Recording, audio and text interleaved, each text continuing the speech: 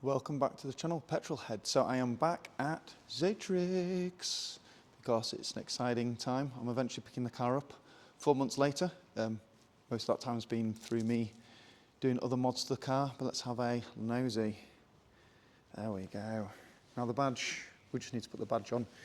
It didn't kind of line up properly with the pins on the aftermarket bonnet, so we're shaved the pins down so they're still there but thinner, and then we just need to bomb that on. Bonnet's obviously not shut, but look at that bonnet. That is awesome. It's not, doesn't look as aggressive now it's painted white, because white seems to take that, I don't know, seems to soften aggressive lines, but OEM Plus looks really, really cool. And then we still haven't got the bonnet struts sorted yet, the bonnet lifts, because they didn't fit, but the guys will sort that out. So here we go. Now the challenge, because the bonnet lifts aren't working, it's a bit hard to lift it up and show you under the bonnet. So I will have to do that in a minute. One of the guys come back downstairs, they're just having lunch at the minute, but at the minute, because the extra weight of the bonnet, it's basically putting additional force down, so it automatically goes onto the second click. So you need two people, you need someone to be lifting up the bonnet while someone pulls the lever in the footwell. There we go, there's the vent showing the carbon fibre, the titanium BMS screws, bolts we're going to call them, and then there's the carbon fibre weave, which looks cool under there. See a really aggressive OEM Plus look. I'll wait till the bonnet's shut down, the badge is on, I'll kind of probably do another video. Forgot what the car looks like inside. So these will be getting changed for the buckets very, very shortly, which will be cool. While I'm waiting for the guys to come back down, I've just put a couple of bits back in that I noticed that we needed to do. So rear boot line has gone in. You can see the 60k brace. And what I've also put in properly is the, if you can see this, it's quite dark, is the rear seat delete kit to tidy up the back. Almost there. From a tuning perspective, HTE Performance have put the base, sent me a base map that's gone on it, and then I need to wait for some good weather, do some runs. He's told me to do runs from second gear up to fourth gear to kind of gauge how the car's reacting to this base map. No launches from stationary. I've learnt my lesson on that one, and yeah, we'll just slowly start upping the map. I need to drive it around, and I'm at E11 at the minute, so I need to get the car down to E6 also, basically, so it's just on V-power, because that's how much ethanol content is in there. And then once that's sorted, I can then start tuning on a base fuel map, and then we can start upping the E. I want to take it to about E40, because I think that's going to be around the 700 horsepower marker. We'll get on the rolling road once we've done the tuning backwards and forwards. I don't want to push it to E50 or E85 because stock transmission at the minute. So car needs a good overall wash. It might look quite shiny on the picture, but it's actually pretty dirty for my standards. Bonnet, I can't really do any care with that other than washing for a couple of months. I'll wait till summer before I kind of ceramic coat it and protect it. But I just think that looks, look at that from that angle. For a non-M car, I think it looks pretty good. So we've got Arthur, he's come down from his lunch now, and because he's done all the work on the car, he's the brains behind the outfit at Xatrix. He's going to talk about what he's done and the improvements that have been made and what he's had to put up with. So over to you, Arthur. Do you want to do a quick intro? My name's Arthur. I'm the technician at Xatrix, the man behind the curtains, as you could say. So yeah, on Johnny's, very good customer, we love him. He came back after going Santa Pod, unluckily he didn't get there because his turbo failed. So what we have done is, if the light turns on, there we go.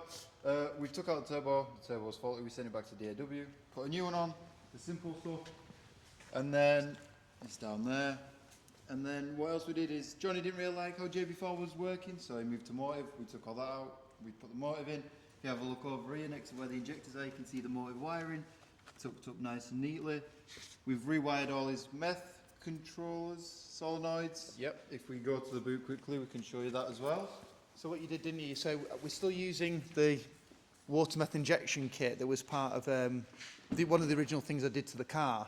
But what the guys have done is they've used the additional auxiliary ports to attach the pump and also the solenoid, so it's actually going to work better than it did when it was designed with JB4. So, yeah, Johnny's little deadweight battery there, which he supplied and we fitted. But you can also see there's multitudes of wires, fuses. That is for his meth tank and pump and solenoid, so it's still working. And yeah, he can run what he's going to be currently running is water instead of meth, as he does have in total 12 injectors running, so he doesn't need more fuel. And he's got more than enough fueling for the power that he's reaching, which is currently at 700. And he's hopefully going to go for more with his gearbox rebuild. Yeah. And the other thing you've done, which you can't really see, is you've also changed the anti-roll bars. Yeah. That's a lot more subtle. You can't see because the car's on the ground. But yeah, they look beautiful. They're all set up for Johnny to go on track and have a fun time. Yeah, so we've got, basically what we've gone to now is a track kind of prep car. I've got the seats to fit, got some of the wheels coming. But, you know, I don't want it to just be for drag use. I want it to have speed, but also be able to take it on the tracks this year. And the guys, you know, they've done a really good job. They're really careful when they work on the car. You know, the car's in pristine condition and they make sure it stays that way. One thing Arthur doesn't like, which we'll always fight on, is the bonnet. Oh, the bonnet. I love the bonnet, but Arthur doesn't like it because it's heavy and he's a bit of an old guy, really. He's not into all these vents and I do love the things. vents, but I think carbon would have looked nicer. Even though you are going for the sleeper build, I think carbon and wrapping it or even painting it would have looked miles better. But as to my point, if I'd gone like with a black bonnet with a white car, I would be flagged down as a taxi. So that is one reason why. True, yeah, no, that is a good reason, but you could have also got it wrapped, and it is personal preference. It's not my car, so I love the car. I won't judge. He doesn't judge, just slags me off for things that he doesn't like. But no. But the one good thing about the bonnet, one of the challenges we did have is the fuel. It seems to be quite high. So one of your customers over in the corner, they've got a CSF, haven't they, on there? Yep. And that's also a mild hybrid turbo. It's the same generation car. Yeah. Mine seems to sit a bit higher, but one thing that the bonnet has done, which you can't deny, is because of the indentation of the bonnet, it means this before the vent to atmosphere, that was touching the liner, which isn't great, especially when obviously the engine moves around a bit. And then also these pipes here as well, the breather pipes, they were also making contact. So at least now I've got a little bit of a space. So they're not going to touch defending the bonnet, it has added some functionality. It has, I'm not taking that away from me. It does look beautiful, it does look good, but personal preference, not for me. Yeah, well. Tactical stickers there, it's okay. Yeah, so there we go. So that's what the guys have done so far. They are going to be very, very busy. They're going to be fitting the laser lights later on. The other thing as well is they're going to be doing is a gearbox. So whether that's this winter before we can come into summer or next. So I'm going to go for an ATS transmission, and these guys are going to kindly build it. And then Bob, who hasn't been on camera, he is a whiz when it comes to tuning gearboxes, engines, ECUs even. He don't really tune the engine. And yeah, he's going to basically do the gearbox tuning when it's in the car. Make it do the things we want it to do. Yes, really tune the gearbox so we're getting the most from the car and the gearbox, and then possibly a built engine, but that's further out now. We have to see how happy I am with 700 horsepower.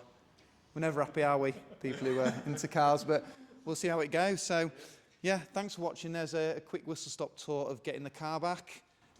This summer I will obviously get out in it and be able to do more in-depth videos around how the car handles, how it performs, some draggy times and things like that. But yeah, we're in winter in February. It's rubbish weather for driving fast anyway. So get the car ready for summer, and then we'll kind of see what it can do. So thanks for watching. Stay tuned, and if you like this, subscribe and stay tuned for following content.